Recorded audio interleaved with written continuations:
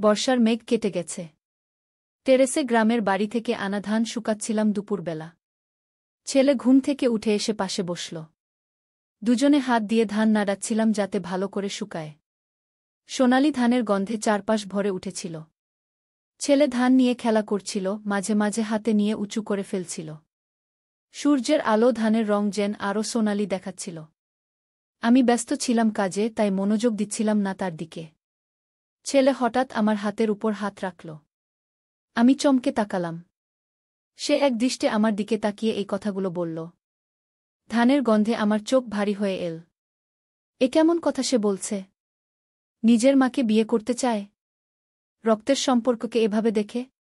তুমি কি বলছ? আমি জিজ্ঞেস করলাম। এটা অস্বাভাবিক। আমি জানি মা, কিন্তু আমার মনের অবস্থাও অস্বাভাবিক। সে আমার হাত আরও শক্ত করে ধরল। আমি তোমাকে সেভাবে চাই যেভাবে একজন পুরুষ একজন নারীকে চায়। এই গল্পটি সম্পূর্ণ শুনলে আপনাদের পানি অটোমেটিক বের হয়ে যাবে, সো যত দ্রুত সম্ভব হাতের কাছে টিস্যু নিয়ে বসে পড়ো।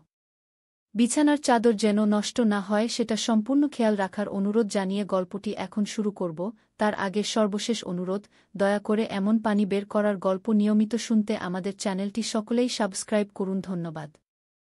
হ্যালো বন্ধুরা, আমার নাম অনিন্দিতা মুখার্জি। আমার বয়স ৪২ বছর। আমার স্বামীর নাম অভিজিৎ মুখার্জি, বয়স ৪৫ বছর। আমাদের ২ সন্তান, অভিক আর দর্শনা। অভিক ১৯ বছর বয়সী, কলেজে পড়ে।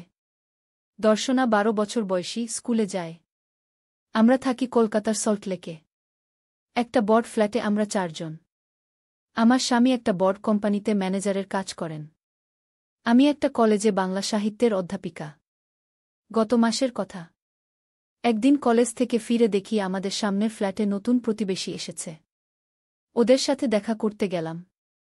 একটি পরিবার, স্বামী, স্ত্রী আর একটি ছেলে। ছেলেটির বয়স অভিকের মতোই। আমি ওদের সাথে আলাপ করলাম। স্বামী স্ত্রীর নাম শেখর আর শুভ্রা সেন। ছেলের নাম অর্পণ। অবাক করা ব্যাপার হল, ওরা যখন কথা বলছিল তখন আমার মনে হচ্ছিল আমি যেন ওদের আগে থেকেই চিনি। বিশেষ করে শেখরকে। ওর চোখের দৃষ্টি আমার মনে কেমন একটা অজানা স্মৃতি জাগিয়ে তুলল। আমি বারবার ভাবছিলাম কোথায় দেখেছি এই মানুষটিকে। সেদিন রাতে অভিজিৎকে জিজ্ঞেস করলাম, তোমার কি মনে হয় আমরা এই লোকদের আগে কোথাও দেখেছি? অভিজিৎ বলল, না তো, আমি তো কাউকে চিনি না। কেন? না, এমনি জিজ্ঞেস করছিলাম। আমার মনে হয় আমি এই শেখরকে কোথাও দেখেছি, আমি বললাম। অভিজিৎ হাসল, তুমি তো সবাইকে চেনো বলে মনে কর। তোমার এই সমস্যা আছে কি? কথাটা আমি বেশি গুরুত্ব দিলাম না। ভাবলাম হয়তো আমার ভুল ধারণা। কিন্তু পরের দিন থেকেই আমার মনে হতে লাগল যে আমাদের ফ্ল্যাটে কেউ যেন লুকিয়ে থাকে। আমি যখন রান্নাঘরে কাজ করি তখন কেউ যেন আমাকে দেখছে। আমি যখন ঘরে একা থাকি তখন কেউ যেন আমার আশেপাশে ঘোরে। আমি অভিজিৎকে কিছু বললাম না। ভাবলাম হয়তো আমি বেশি ক্লান্ত, তাই এসব ভাবছি। ৩ দিন পরের ঘটনা। আমি সকালে ঘুম থেকে উঠে দেখি আমার ড্রেসিং টেবিলের সামনে একটা কাগজের টুকরো। তাতে লেখা, তুমি কি আমাকে চিনতে পারো? আমি চমকে উঠলাম। এটা কার লেখা? অভিজিৎ? না, এটা ওর হাতের লেখা নয়। ছেলে? না, ও এমন কেন করবে? মেজে? ওরও এমন করার কারণ নেই। আমি কাগজটা লুকিয়ে রাখলাম। কাউকে কিছু বললাম না। পরের দিন আবার একটা কাগজ পেলাম। এবার লেখা, আমি তোমাকে এখনো মনে রাখি গু। এবার আমি ভয় পেয়ে গেলাম। কে আমাকে এসব চিঠি দিচ্ছে? আর কেনই বা? এগুলো যদি নতুন প্রতিবেশী শেখরের লেখা হয়? কিন্তু সে কেন আমাকে এসব লিখবে? সে কি আমাকে চেনে? আমি কি তাকে চিনি? আমি ভাবলাম এবার অভিজিৎকে বলবো। কিন্তু তার আগে আমি নিজেই একটু খোঁজ নিতে চাইলাম। সেদিন বিকেলে আমি যখন একা ছিলাম আমি শেখরদের ফ্ল্যাটে গেলাম। শুভ্রা দরজা খুলল। আমি বললাম, এই যে, কেমন আছো? শুভ্রা আমাকে ভেতরে ডাকল। বলল, ভালো আছি। তুমি এসো। চা খাবে? আমি বললাম, হ্যাঁ, ভালো হয়। শুভ্রার সাথে কথা বলতে বলতে আমি ঘরের চারদিকে তাকাচ্ছিলাম। কোথাও কিছু সন্দেহজনক দেখলাম না। অবশ্য শেখর বাড়িতে ছিল না। আমি শুভ্রাকে জিজ্ঞেস করলাম, তোমরা আগে কোথায় থাকতে? শুভ্রা বলল, আমরা দিল্লিতে থাকতাম। শেখরের চাকরি সেখানে ছিল। এবার ও এখানে ট্রান্সফার নিয়েছে গু। তোমরা কি আগে কখনো কলকাতায় এসেছিলে? না, এই প্রথম ঘ। আমি ভাবলাম তাহলে আমি কি করে শেখরকে চিনব? আমি তো কখনো দিল্লি যাইনি। শুভ্রার কাছ থেকে বিদায় নিয়ে আমি বাড়ি ফিরলাম।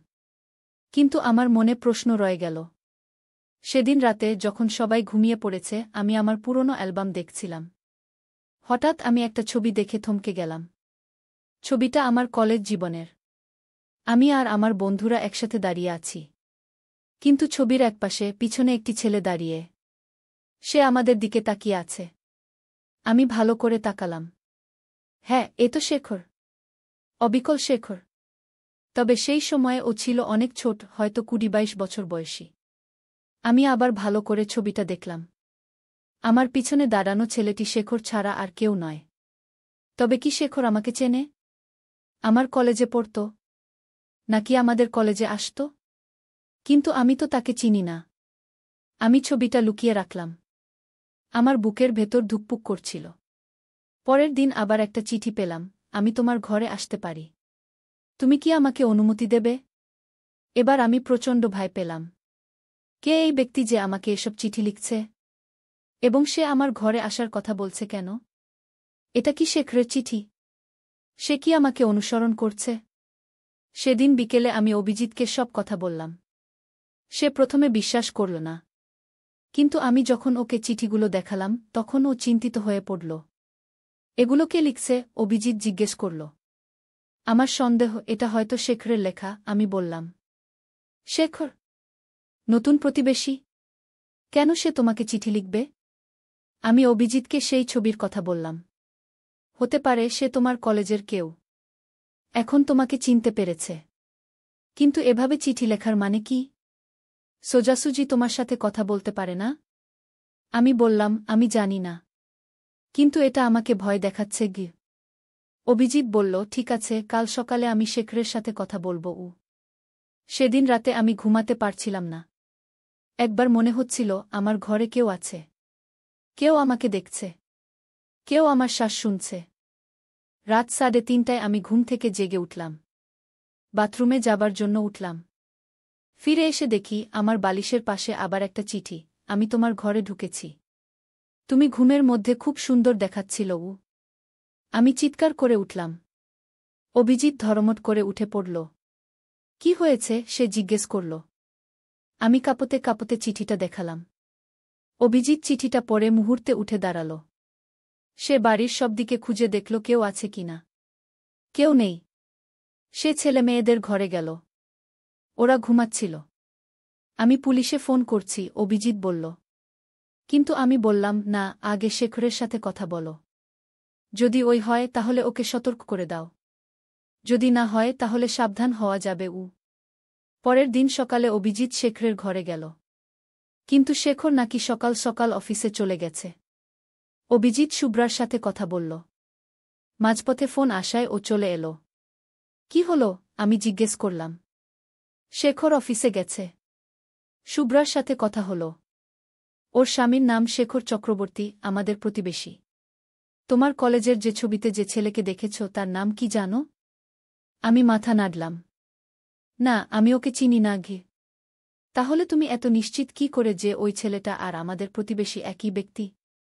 আমি ভাবলাম, সত্যিই তো, এটা নিশ্চিত করার কি উপায় আছে? কিন্তু ওরা দেখতে যে একই রকম। আমি শুভ্রাকে জিজ্ঞেস করলাম, তার স্বামী কি কখনো কলকাতায় পড়তে এসেছিল? উত্তর হলো না, অভিজিৎ বলল।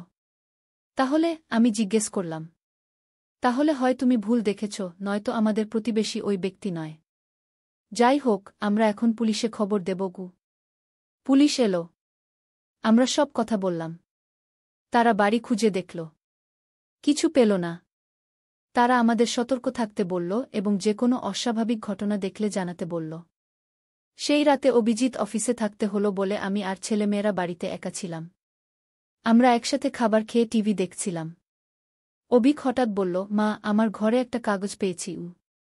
আমি শিউরে উঠলাম। কি কাগজ? কেউ আমাকে চিঠি লিখেছে, অভিক বলল। কি লিখেছে? আমি জিজ্ঞেস করলাম, আমার বুক ধড়ফড় করছিল। এই দেখো, অভিক একটি কাগজ দিল। আমি জানি তোমার মা কে। আমি জানি তুমি কে, কাগজে এই কথাগুলো লেখা ছিল। আমার পা কাঁপতে লাগল। আমি ফোন তুলে পুলিশে ফোন করলাম। তারপর অভিজিৎকে ফোন করলাম। সে বলল ওর ফিরতে দেরি হবে আমাদের পুলিশের সাথে থাকতে। পুলিশ এলো। আমি তাদের চিঠিটা দেখালাম। তারা আবার বাড়ি খুঁজে দেখল। কিছু পেল না। একজন পুলিশ অফিসার আমাদের সাথে থাকল। রাত 10টায় অভিজিৎ ফিরল। ও এসে আমাদের সাথে বসল। পুলিশ অফিসার বললেন তারা আমাদের বাড়ির আশেপাশে নজর রাখবে। সেদিন আমরা সবাই একসাথে ঘুমালাম। কোনো ঘটনা ঘটল না। পরের দিন সকালে অভিজিৎ শেখরের ঘরে গেল। শেখর বাড়িতে ছিল। অভিজিৎ তার সাথে কথা বলল। ফিরে এসে আমাকে বলল শেখর বলছে ও তোমাকে চেনে না। তোমাকে কোনো চিঠিও লেখেনি। ওর কোনো কারণ নেই তোমাকে বিরক্ত করার। তুমি কি বিশ্বাস করলে? আমি জিজ্ঞেস করলাম। হ্যাঁ, ওর কথা সত্যি বলে মনে হচ্ছে। আর ও যদি মিথ্যে বলেও থাকে এখনও সতর্ক হয়ে যাবে, অভিজিৎ বলল। সেদিন সন্ধ্যায় অভিজিৎ প্রস্তাব দিল চলো কয়েকদিন বাইরে ঘুরে আসি। তোমার মন ভালো হবে। আর এখানে সময় দিলে হয়তো ব্যাপারটা আরও পরিষ্কার হবে। আমি রাজি হলাম। আমরা পরের দিন দার্জিলিং যাওয়ার প্ল্যান করলাম। কিন্তু সেই রাতেই আমার জীবনের সবচেয়ে ভয়ঙ্কর ঘটনাটি ঘটল। রাত 1টা হবে। আমরা ঘুমিয়ে পড়েছি। হঠাৎ আমার ফোনে একটা মেসেজ এলো। আমি ঘুম ভেঙে ফোনটা দেখলাম। একটা অচেনা নম্বর থেকে মেসেজ, তোমার ছেলেকে দেখো। আমি ধড়মড় করে উঠে পড়লাম। অভিকের ঘরে ছুটে গেলাম। দেখি অভিক বিছানায় নেই। আমি পুরো ঘর খুঁজলাম। ও নেই। আমি চিৎকার করে উঠলাম। অভিজিৎ এবং দর্শনা ছুটে এলো। অভিক কোথায়? আমি কাঁদতে কাঁদতে জিজ্ঞেস করলাম। অভিজিৎ পুরো বাড়ি খুঁজে দেখল। অভিক কোথাও নেই। ও পুলিশে ফোন করল। এবার ওরা খুব দ্রুত এলো। আমি আমার ফোনে আসা মেসেজটা দেখালাম। পুলিশ বলল তারা খোঁজ করবে। ঠিক ততক্ষণে আমার ফোনে আরেকটা মেসেজ এলো, ছেলে আমার কাছে আছে। সে ভালো আছে। চিন্তা করো না আগে। আমি আবার কেঁদে উঠলাম। অভিজিৎ ফোনটা নিল এবং রিপ্লাই করল, কে তুমি? আমার ছেলেকে ফেরত দাও। কিছুক্ষণ পর উত্তর এলো, আমি তোমাদের ছেলে ফেরত দেব। কিন্তু তার আগে অনিন্দিতাকে আমার সাথে আসতে হবে। একা? অভিজিৎ আমার দিকে তাকাল। আমি কাঁপছিলাম। পুলিশ অফিসার বললেন আমরা সঙ্গে যাব। আপনি চিন্তা করবেন না গিয়ে। আবার একটা মেসেজ এলো, পুলিশ নয়, শুধু অনিন্দিতা। সল্টলেক সেন্ট্রাল পার্কে। আধা ঘন্টার মধ্যে। পুলিশ অফিসার বললেন আমরা লুকিয়ে থাকব। আপনি নির্ভয়ে যান। অভিজিৎ বলল না, আমি যাব না। খুব বিপদ হতে পারে। কিন্তু আমি জানতাম আমাকে যেতেই হবে। অভিকের জন্য। আমি বললাম আমি যাব। আমাকে যেতেই হবে। আমি সাজপোশাক বদলে নিলাম। অভিজিৎ আমাকে জড়িয়ে ধরল। দর্শনা কাঁদছিল। পুলিশ ট্র্যাকিং ডিভাইস দিল আমাকে। আমি তা আমার জামার নিচে লুকিয়ে রাখলাম। রাত 1:30টায় আমি পার্কে পৌঁছালাম। চারপাশে কেউ নেই। কাছাকাছি পুলিশ আছে এটা জানি। কিন্তু ভয় করছিল। আমি পার্কের মাঝখানে দাঁড়িয়েছিলাম। হঠাৎ কে যেন পিছন থেকে আমার মুখে একটা কাপড় চেপে ধরল। আমি চিৎকার করতে গেলাম কিন্তু পারলাম না। কিছুক্ষণের মধ্যে আমি অজ্ঞান হয়ে গেলাম। যখন জ্ঞান ফিরল দেখি আমি একটা অন্ধকার ঘরে আছি। আমার হাত পা বাঁধা। আমি চারপাশে তাকালাম। কোথায় আছি বুঝতে পারলাম না। একটু পরে ঘরের দরজা খুলল। একজন লোক ঢুকল। আলো কম থাকায় মুখ ভালো দেখতে পেলাম না। কে তুমি? আমার ছেলে কোথায়? আমি জিজ্ঞেস করলাম। লোকটি আরও একটু এগিয়ে এলো। এবার আমি তার মুখ দেখতে পেলাম। হ্যাঁ, এ তো শেখর, আমাদের প্রতিবেশী। শেখর, তুমি? আমার ছেলে কোথায়? আমি চেঁচিয়ে উঠলাম। শেখর এগিয়ে এসে আমার সামনে বসল। অনিন্দিতা, তুমি কি সত্যিই আমাকে চিনতে পারছ না? আমি অবাক হয়ে তাকিয়ে রইলাম। আমি তোমাকে কিভাবে চিনব? তুমি আমাদের নতুন প্রতিবেশী। না, আমি তার চেয়ে অনেক বেশি। আমি সেই ব্যক্তি যাকে তুমি একসময় খুব ভালোবাসতে। আমি অবাক হয়ে তাকিয়ে রইলাম। কি বলছো তুমি? আমি তোমাকে কখনো ভালোবাসিনি। আমি তোমাকে চিনিও না।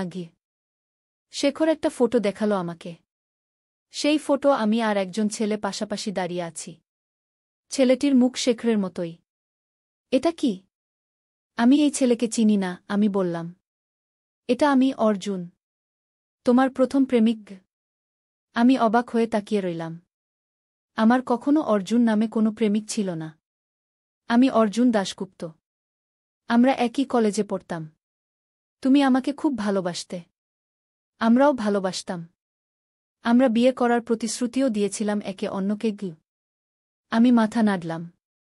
না, এটা সম্ভব নয়। আমার প্রথম প্রেমিক অভিজিৎ, যাকে আমি বিয়ে করেছি। আমার অন্য কোনো প্রেমিক ছিল না। শেখর বা অর্জুন যেই হোক, হাসল। তুমি ভুলে গেছ। বা হয়তো এমনিতেই মনে নেই। কিন্তু আমরা দুজন কলেজের তৃতীয় বর্ষে প্রেমে পড়েছিলাম। আমরা একসাথে অনেক সময় কাটাতাম। তোমার বাবা মা জানত না। আমরা গোপনে দেখা করতাম। এমনকি আমরা একসাথে একটা ঘর ভাড়া নিয়েছিলাম, যেখানে আমরা সপ্তাহান্তে সময় কাটাতাম। আমি অবাক হয়ে শুনছিলাম। কিছুই মনে করতে পারছিলাম না। তারপর একদিন ঘরে ফিরে দেখি তুমি নেই। তোমার জিনিসপত্র নেই। কোনো চিঠি নেই। তুমি অদৃশ্য হয়ে গেছ। আমি তোমাকে খুঁজে পেলাম না। তোমার বাড়িতে গেলাম, কিন্তু তোমার পরিবার বলল তারা জানেন না তুমি কোথায়। তারা বলল তুমি পড়াশোনার জন্য বিদেশে গেছ। আমি কিছু বলতে পারছিলাম না। আমি কখনো বিদেশে যাইনি। আমি তোমাকে খুঁজতে খুঁজতে পাগল হয়ে গেলাম। কিন্তু কোথাও পেলাম না। আমি শেষে হাল ছেড়ে দিলাম। পড়াশোনা শেষ করে চাকরি নিলাম। শুভ্রাকে বিয়ে করলাম। কিন্তু সারা জীবন তোমাকে ভুলতে পারিনি। তারপর কয়েক মাস আগে আমি ফেসবুকে তোমার একটা ছবি দেখি। তুমি অভিজিতের সাথে একটা পার্টিতে। আমি চিনতে পারি তোমাকে। তোমার সম্পর্কে খোঁজ করি। জানতে পারি তুমি কলকাতাতেই থাকো, এই সল্টলেকে। আমি ঠিক করি তোমার কাছে ফিরে আসব। আমি দিল্লিতে চাকরি করতাম। আমি ট্রান্সফার নিলাম কলকাতায়। তোমাদের পাশের ফ্ল্যাট ভাড়া নিলাম। আমি অবাক হয়ে শুনে যাচ্ছিলাম। যতই শুনছিলাম ততই আমার মনে হচ্ছিল এই যেন একটা স্বপ্ন বা দুঃস্বপ্ন। আমি তোমাকে দেখে চিনতে পেরেছিলাম। কিন্তু তুমি আমাকে চিনতে পারোনি। আমি তোমাকে চিঠি লিখতে শুরু করলাম যাতে তুমি আমাকে মনে করতে পারো। কিন্তু তুমি আমাকে ভুলে গেছ। আমি হতাশ হয়ে পড়লাম। তখনই ঠিক করলাম তোমার ছেলেকে নিয়ে আসব। তাহলে তুমি আমার কাছে আসবে। অভিক। অভিক কোথায়? আমি চেঁচিয়ে উঠলাম। সে ভালো আছে। তাকে আমি আগের ঘরে রেখে এসেছি, যেখানে আমরা একসময় থাকতাম। আমি তোমাকে বিশ্বাস করি না। আমার ছেলেকে ফেরত দাও। আমি কখনো তোমার সাথে ছিলাম না।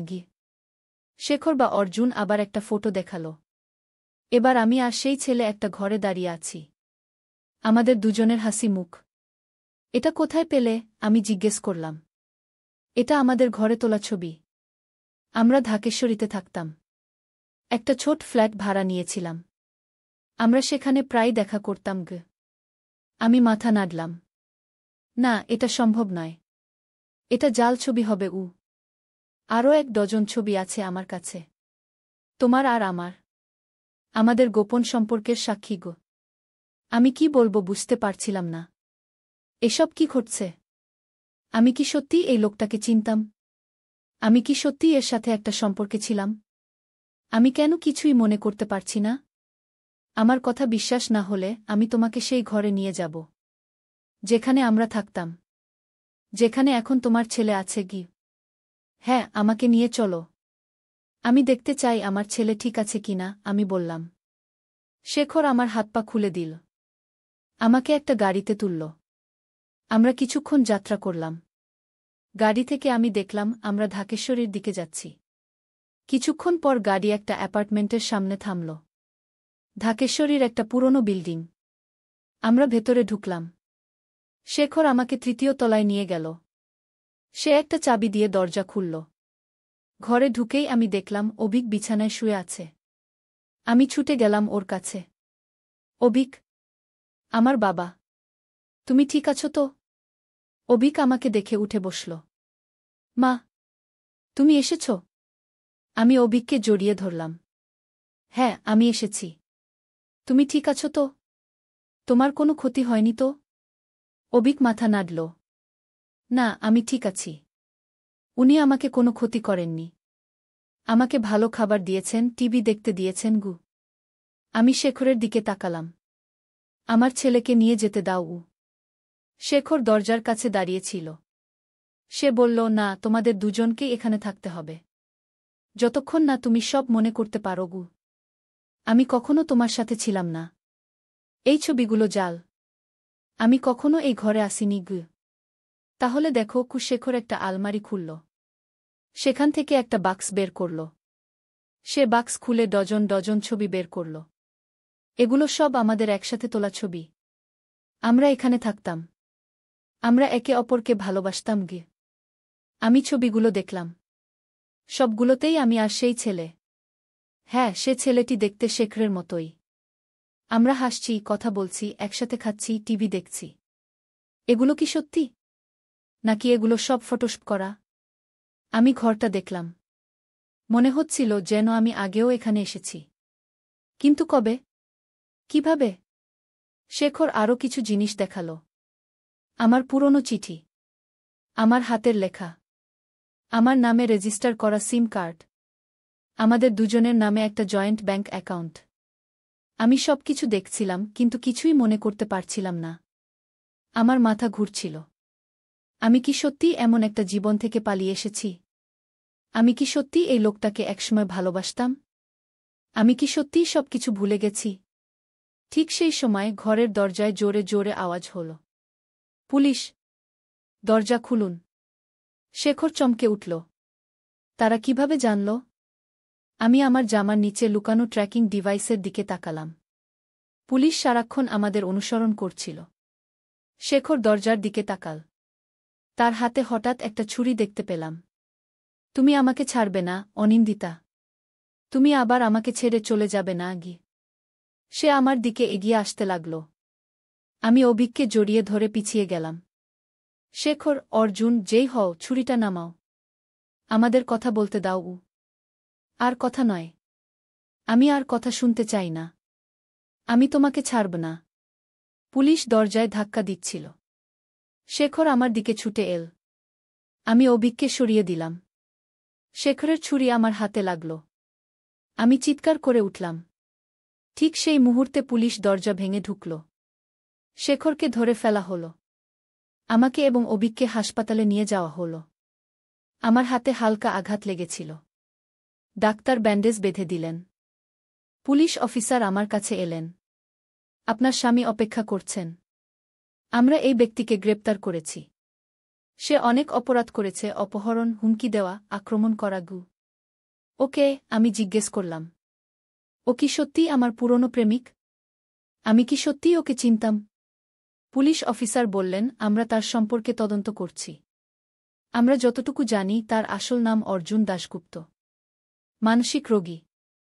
দিল্লিতে থাকত, সম্প্রতি কলকাতায় এসেছে। তার স্ত্রী বলেছে তার স্বামী অনেক দিন ধরে একটি মেয়ের কথা বলত, যার সাথে তার প্রেম ছিল। সে বলত মেয়েটি তাকে ছেড়ে চলে গেছে। সে কোথায় গেছে সে জানত না। কিন্তু সেই ছবিগুলো, সেগুলো আমার এবং তার একসাথে তোলা ছবি। আমরা অনেক ছবিগুলো পরীক্ষা করেছি। সবগুলোই ফটোশপ করা।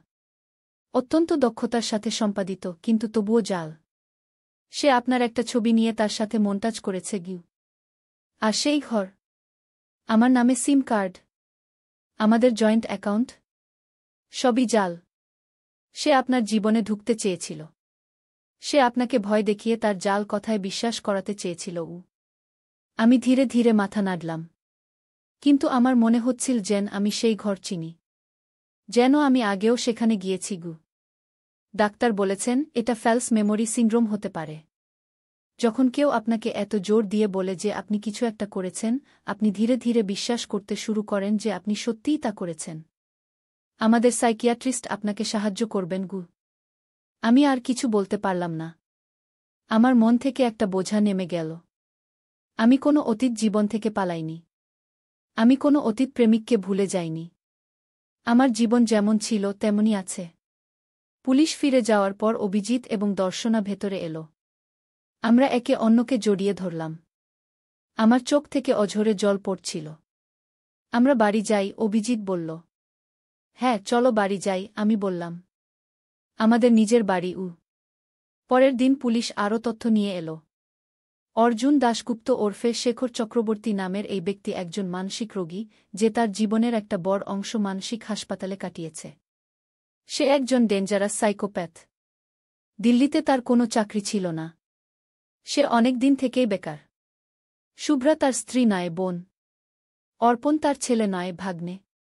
তারা অর্জুনকে সাহায্য করতেই কলকাতায় এসেছিল। কিন্তু অর্জুনের ওষুধ খাওয়া বন্ধ করার পর তার অবস্থা আবার খারাপ হয়ে যায়।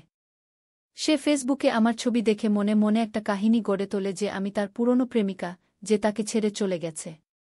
সে আমাকে ফিরে পেতে চায়। তাই সে কলকাতায় আসে, আমাদের পাশের ফ্ল্যাট ভাড়া নেয় এবং সেই ভয়ঙ্কর পরিকল্পনা শুরু করে। শুভ্রা পুলিশকে বলেছে ওর ভাইজের অবস্থা সে জানত না। সে ভেবেছিল ওর ভাই ভালো আছে। ও জানত না যে অর্জুন ওষুধ খাওয়া বন্ধ করে দিয়েছে। 3 দিন পর আমরা দার্জিলিং যাত্রা করলাম। আমাদের পরিকল্পনা অনুযায়ী আমরা সপ্তাহ খানেক সেখানে